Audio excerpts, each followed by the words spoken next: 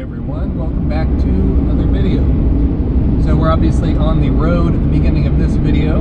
We are currently headed to Accelerated Performance to go have my new harmonic balancer or damper hub home. So once we get up there, I'll go over, or I'll let Dawn go over, I guess, what the purpose of honing a damper is, why it's necessary, and maybe we'll get to poke around their shop a little bit and see some of the cool projects going on there. But for now, I'm going to get back to... whistle that did not exist. Podcast has died and wanted to say hello, but for the time being, I'm going to focus on driving, and we will reconvene once we get up there.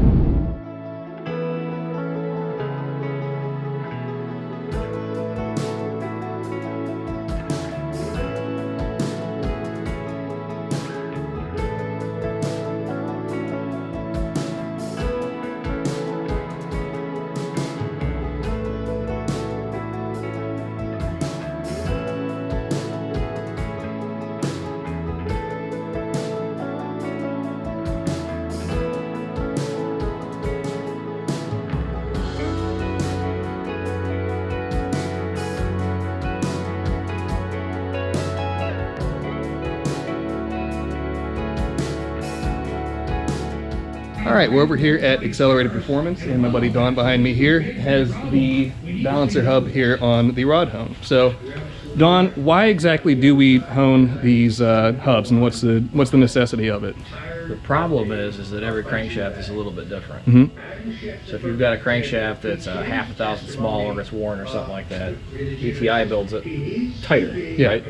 So the actual hub itself has an interference fit, which is in the instructions if you read the instructions. And that purpose is to allow everybody who has got different size crankshafts the ability to fit them so that they go on there. The problem is not everybody has one of these, and not everybody has a $800 four-way mandrel to do it. So it's not hard to do. It takes more time to set up than it actually takes to do it, but it's necessary. Because if you put it on there, or you try and heat it on there, or you try to boil it and put it on there, it's never coming off. Yeah, I made that mistake with my first one. It was a fight to get it back off the It's crank. almost impossible to get it off. Yep.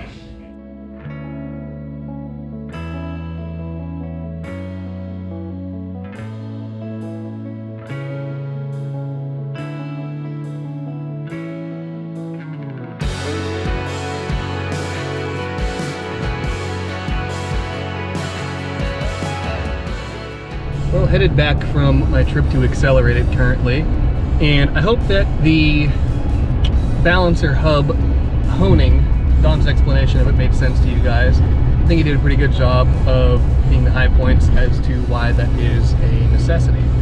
So I won't get to installing that hub until a little bit later in the week. So I will see you guys then, and we will keep going with this episode. And we are back in the shop a few days after we went up to Accelerated to have the damper hub honed. So now that that is done, we are going to install this whole array of parts onto the Supra's engine. So we have our new Titan cam gears. We have this piece that's pretty neat. It's a new bolt for the timing belt tensioner, or the timing belt tensioner bracket from Accelerated as well, which we'll go over that as we get to it. Actually, we'll go over all these parts in any detail that needs to be gone over with them as we are installing them onto the car. So we have also our dry sump drive mandrel. We have the dry sump pump gear. Have our new timing gear, VVTi gear, higher resolution. Have a new crank sensor, and we have the balancer itself. So, timing set needs to come off of the engine, and I guess we'll start with the new cam gears, as that's probably the sketchiest part of all of this. We need to kind of balance everything, make sure we don't have the cam spring and have valve to piston contact. That would not be a good thing, but let's go ahead, get the hood propped up on the Supra, and I can start tearing this apart.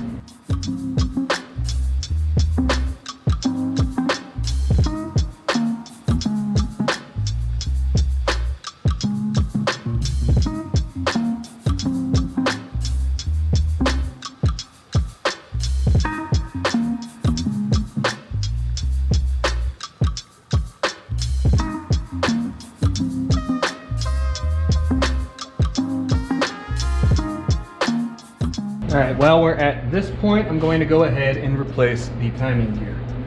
So all that you do is simply slide the old one off, and here we can really see the difference in the resolution right there, and you can also see the welds are on the back side, keeping the actual reluctor wheel to the gear itself, whereas this does not need it. So go ahead and slip the new gear in its place. There we go. It is home. And should be good to go. Now we come to the sketchy part, and that is pulling the old cam gears off. Right now, there's nothing holding any of this in place. So let's hope for the best. I'm going to go ahead and all right.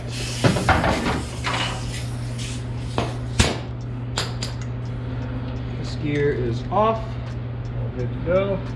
You can go over and grab the new gear and grab some fresh Loctite to put on this. Is always make sure that you Loctite these bolts in place. You don't want these backing off, causing you some pretty catastrophic issues. Over here, got a fresh gear.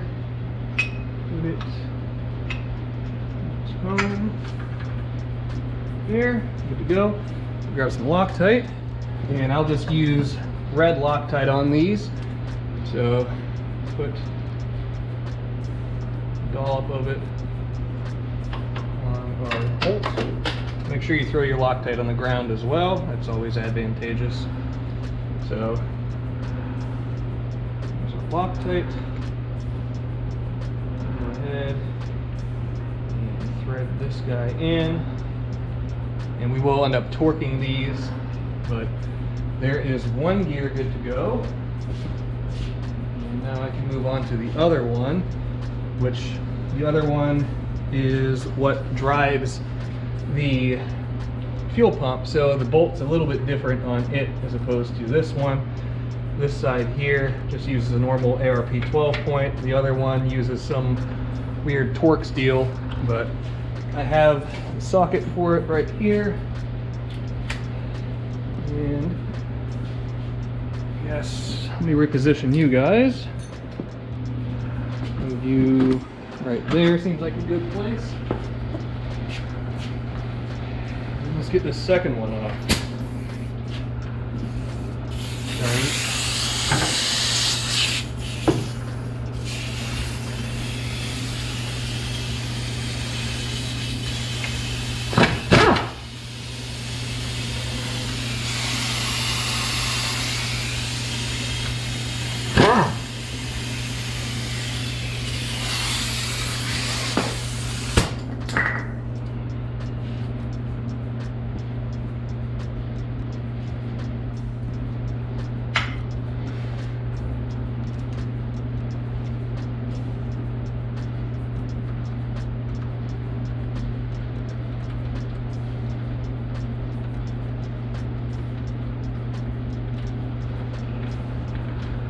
Go ahead and I'll hand tighten this guy in. I guess not hand tighten, but tighten very gently with hand tools, because I really don't want to put this cam out of alignment.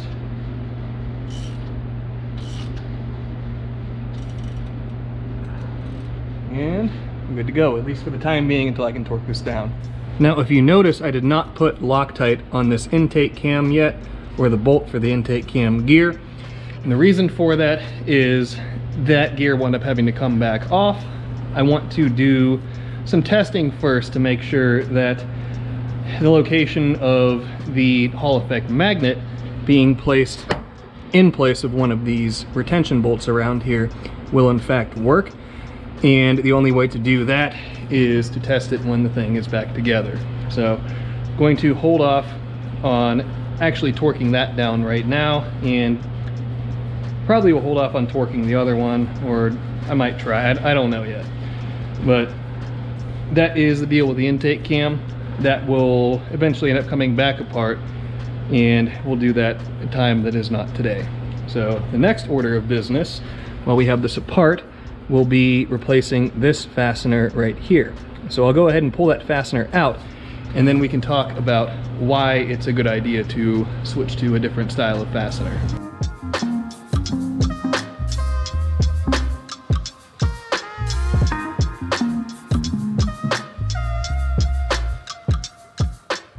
All right, I have the bracket off here with the fastener and the necessary little spacer washer. So let's pull this apart and show the difference between these two designs. So right off the bat, we can see that this is one piece, whereas the accelerated deal is two pieces. And the reason for that is right here where the threads mate to the larger diameter of this factory bolt, that's your weak point.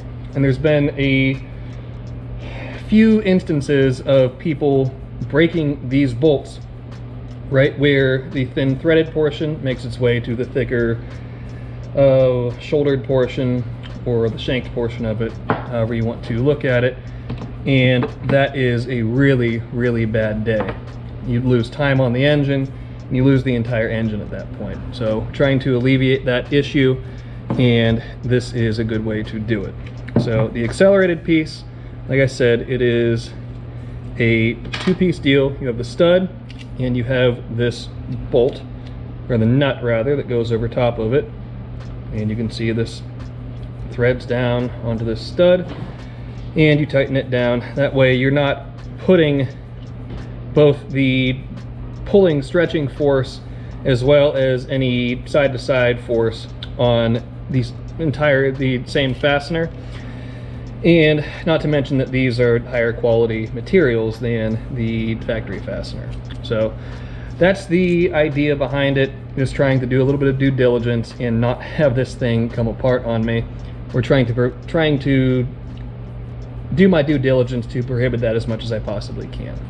So we'll go ahead, take this over to the car, get it installed per Accelerated's instructions that are right here on this handy bag, and we can put the timing belt back on and I guess start figuring out the rest of this.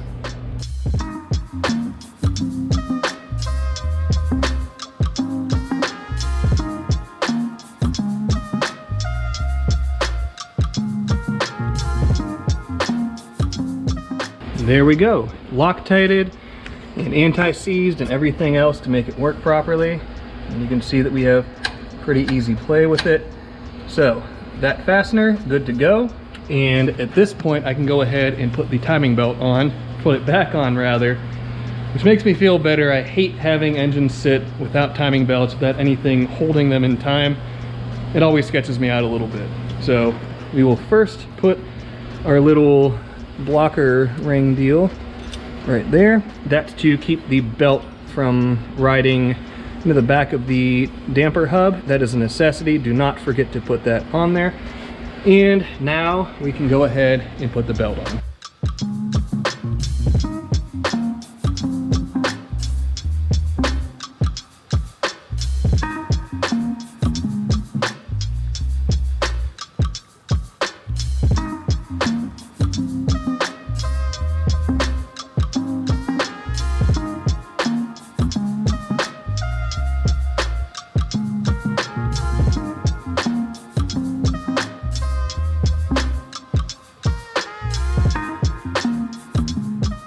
And we are now ready to install the damper hub onto the front of the crank. So I already went ahead and I put some anti-seize on the crank snout. And from here, you just find where our keyway is. And this is not the most ideal way to do this, but I'll put a pretty liberal amount of red Loctite onto the crank bolt. And I always like to smear it around a little bit. And from here, we are going to ugga-dugga the damper hub on. So, like I said, I have everything else in place here. And I'll go ahead Find my threads.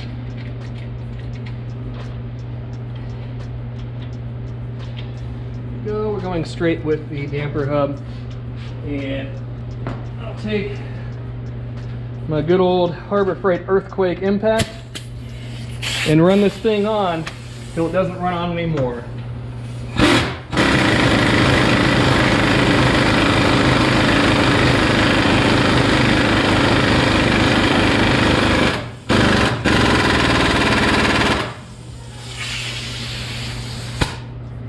There we go. You heard it. Changed tone as it got tighter on there. So it's fully seated now. All that's good. And now we are ready to put the actual damper onto its home.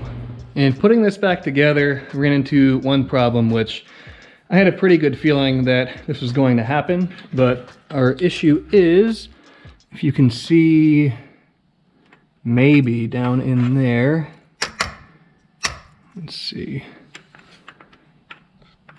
Maybe you can see it, maybe you cannot. Yeah, right where that light is directed, there is a gap between our pump bracket and its backing plate. And the cause of said gap are the fastener heads on these cam gears. So I'll have to swap those out, but I had a sneaking suspicion that was going to be the case. So not the end of the world. I'll pull one of them out, figure out what size it is, thread pitch, so on and so forth, order replacements, and that will be good to go. But now we can go ahead. I'm going to raise the car up and put the balancer itself on the engine, as well as the dry sump drive mandrel. And this is another point of possible contention where we have a very finite space between the radiator and where that drive mandrel is going to be. So I'm hoping that it will fit, but we will cross that bridge momentarily. I managed to find some nice little button head bolts that it's probably impossible for you guys to see with GoPro's focusing ability, but they clear this bracket perfectly. So that problem is solved.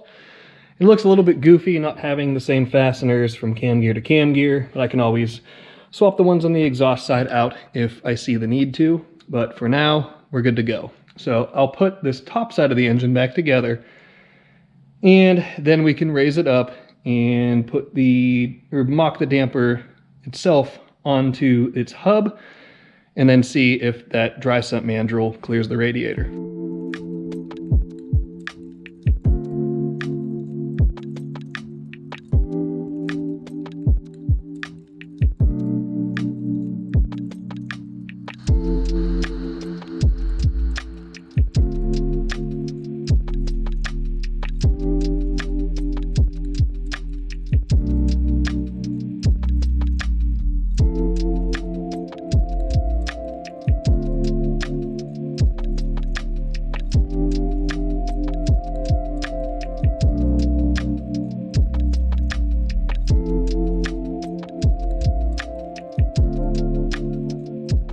I can breathe a huge sigh of relief because we have about a mile worth of clearance between the drive mandrel and the fan and radiator.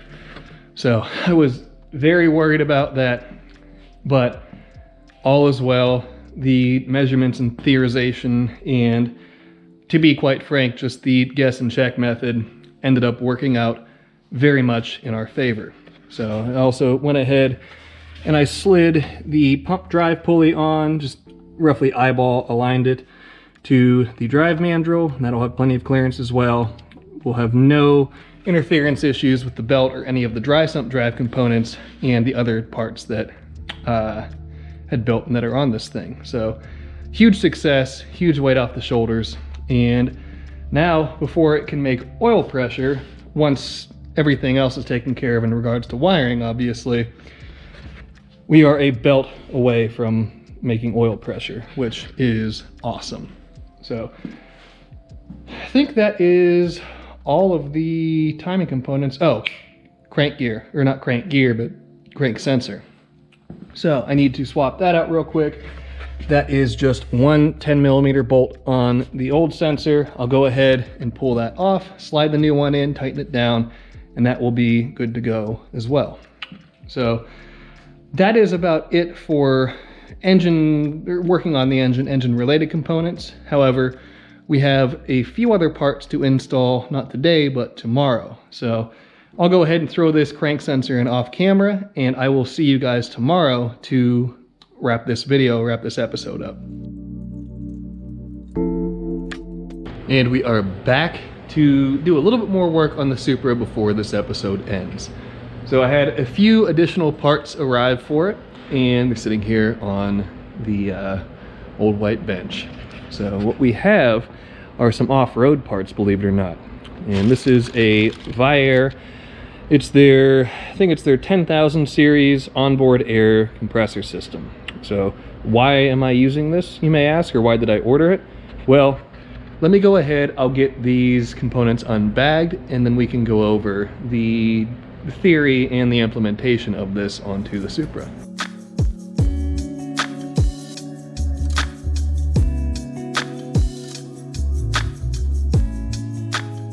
So you may be asking, why do I need an onboard air system on this car? What's the purpose of it? It isn't like I have an air locking differential or an air horn or something along those lines that a system like this would typically be used for. But we can use it to make the boost control system function.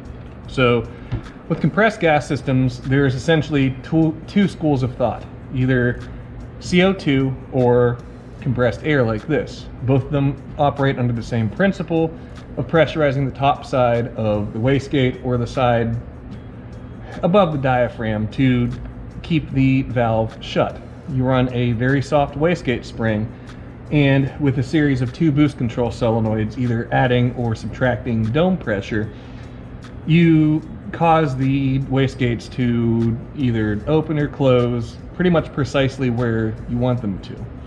So, like I said, you can use compressed air like what I'm using here, or CO2. Both of them have their benefits and detriments. A CO2 system, it's a less complex system where there's no compressor, no pump, there's no electronics to it really aside from the dome pressure sensor and the two MAC valves.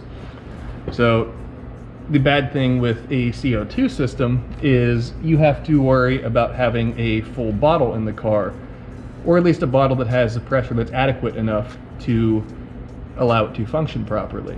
If you don't have any CO2, you don't have any boost control, and then you're stuck with very light wastegates that are likely going to be open at all points in time due to exhaust back pressure, and you're not going to be making any positive pressure or any power.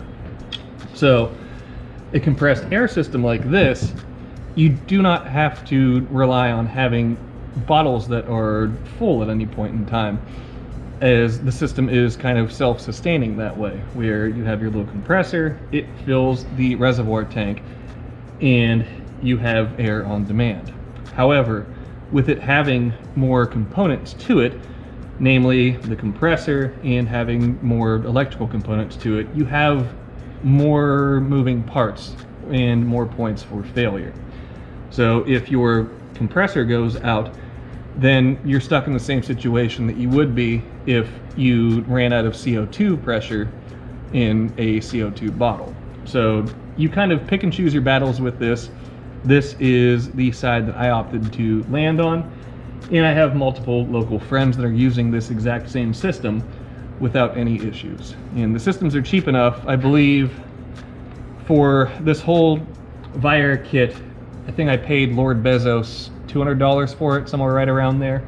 So they're not terribly expensive, and they're really not that heavy where you'd be worrying about additional weight as opposed to a CO2 system. So with that information in mind, you can do your own due diligence, do a little bit more research than the factoids that I'm giving you here. And if you need a compressed gas system to operate your wastegates, hopefully you can make a more educated decision now. So the system is comprised of our little compressor, our air tank, we have some fittings, These are 1/4 inch to 1/8 inch NPT, or no, those are British standard pipe threads for air lockers, I guess, according to their label, which we don't have an air locker. We have a T-fitting there, some bracketry and what have you, a relay and some other stuff, inline fuse, more fittings, some airline, and so on and so forth. So it's a pretty simple system. It's literally just a little air compressor on board of the car. So the other nice thing with these is if you set them up properly, or you set them up for it, then you can also use this to air tires up if you need to. I don't know that I'm going to implement that feature into this car, but at least the possibility will be there should I decide to in the future. So beyond all of this air system here, have a few other parts from Motion.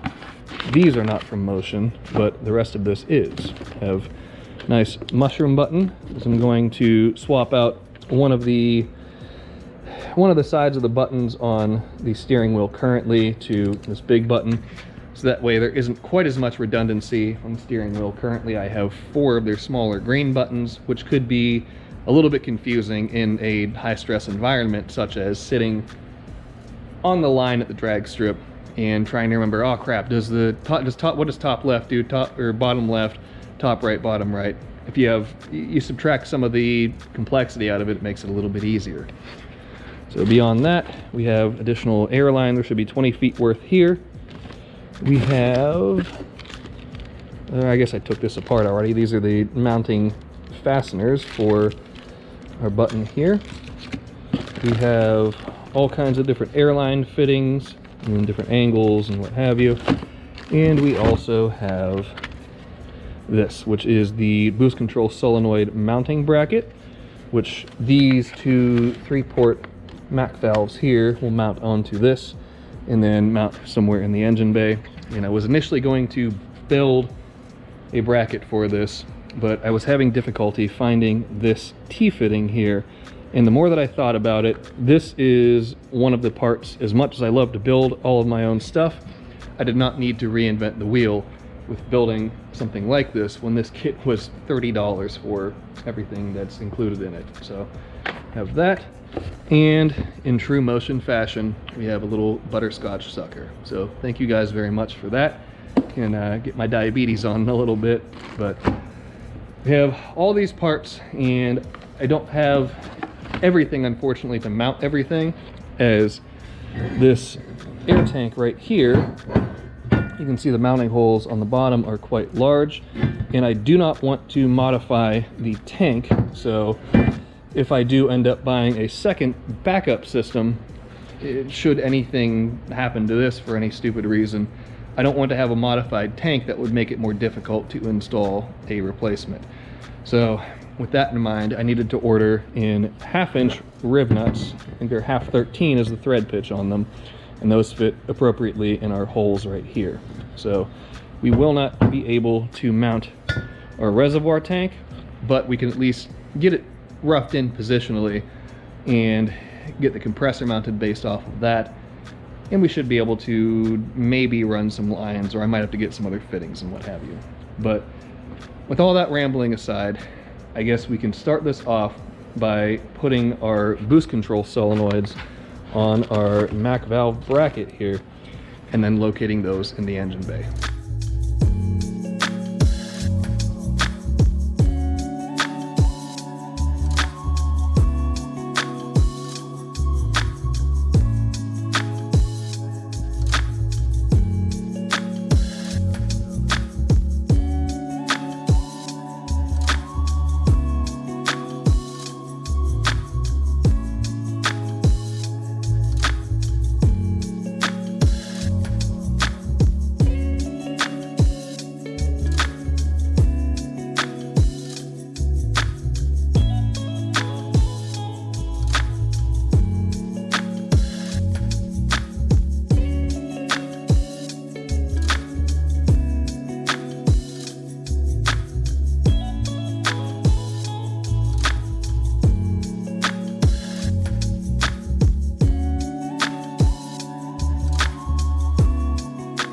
there we go. We have the boost control solenoids mounted, a couple of rib nuts, and fresh paint put on, everything else. The paint's still a little bit wet, but I'm impatient and did not feel like waiting for it to dry just to tighten 2 bolts down.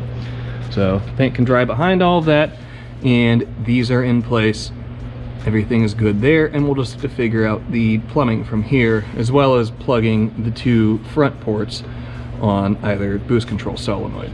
So that's done, and now we can move on to locating the compressor and the tank. So I'll read through the instructions on that, see how the compressor and the tank need to be connected to one another, and we can go from there.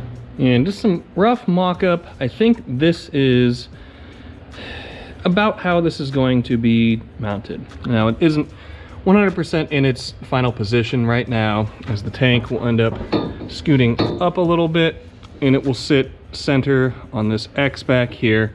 It gives a nice little run for the compressor and keeps the compressor towards one of the sides of this piece of sheet metal here, as even with the little rubber isolators that go on the feet that it mounts on, it still could vibrate and drum around and make a whole lot of noise. So I may even move the compressor from somewhere on the sheet metal, maybe mount it something like that, as that is much less likely to make a racket than that is.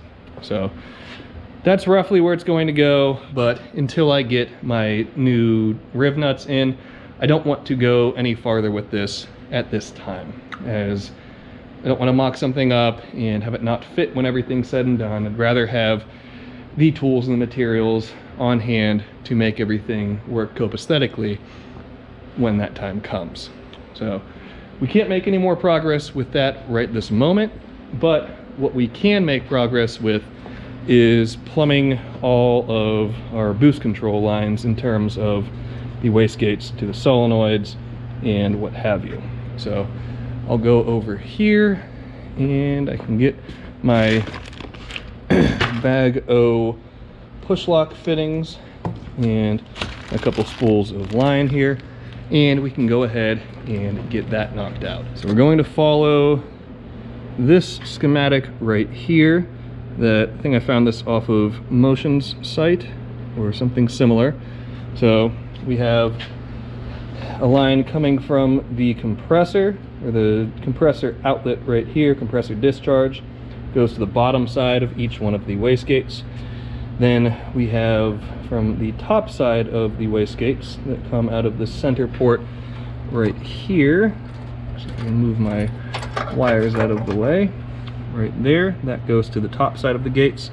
And then I'll need to get another pressure sensor of some sort to thread into one of the wastegates as a dome pressure sensor, so that way we know how much pressure we are applying to the top side of the wastegate and how that corresponds to its respective amount of boost that it makes.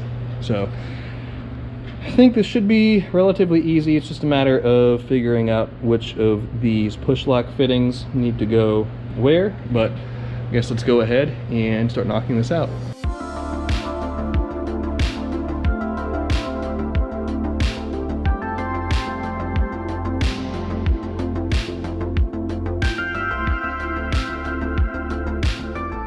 And here we have I guess most of the airlines completed. We have from the compressor discharge to the bottom of the gates. We have from the center point of the boost control solenoids to the top side of the gates. I managed to find a few 8th NPT plugs, so all the plugs are in place both on the wastegates and the boost control solenoids, all is well there.